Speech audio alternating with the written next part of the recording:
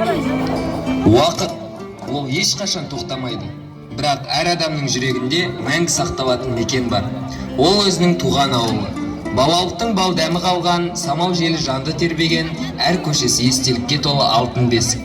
Бүгін біз өткеннің өнегесін, бүгіннің биігін, ертеңнің үмітін тоғыстырған ерекше кеште бас қосып отырмыз. Биыл қазақтың күріш атасы, дала академигі, еңбек ері Ыбырай Жақаевтың туғанына 135 жыл. Оның адал еңбегі кейінгі ұрпаққа мәңгілік үлгі. Еңбекпен өрлеген елдің еңсесі әрқашан биік, ал туған жердің тазалығы әр азаматтың парызы. Сондықтан таза Қазақстан бүгінгі ұрпақтың ортақ міндеті.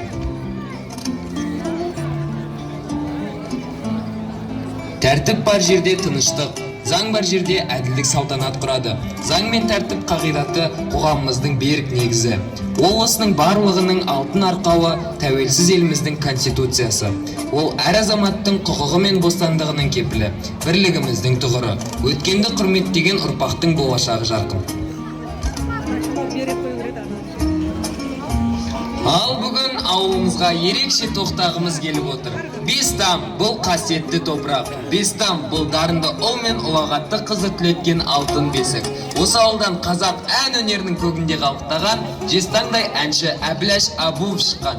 Осы ауылдан ғасыр ата Қайболда Жорабек атамыз, тылда еңбек еткен Әлиева Айтжан әжем шыққан. Осы ауылдан ғылым көгінде өзіндік қол таңбасын қалдырған профессор әдебиеттану ғылымының докторы Болат Боранбаев шыққан. Осы ауылдың намысын халықаралық ареналарда асқақтатып жүрген таеквондодан Қазақстан Республикасының спорт шебері Қапан Ботагөз Жарқынбек қызы, волейболдан Қазақстан Республикасының спорт шебері Қойлыбаева Балайым Дәулет қызы шыққан. Осындай дарынды перзенттерді дүниеге келген Бестам өткенін қастерлеген, бүгінін бағалаған, болашағына сеніммен қарайтын берекелі мекен.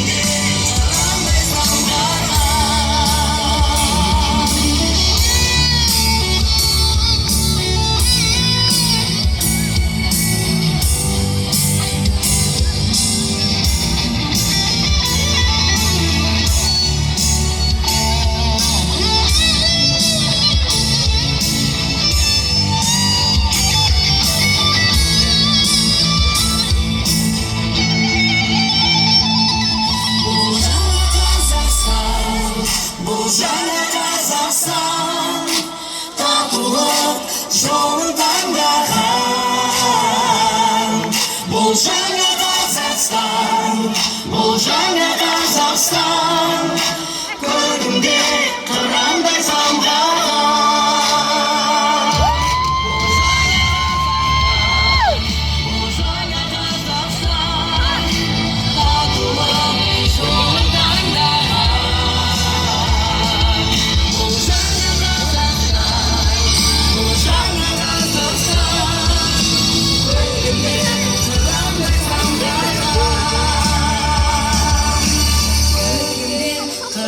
қандай самға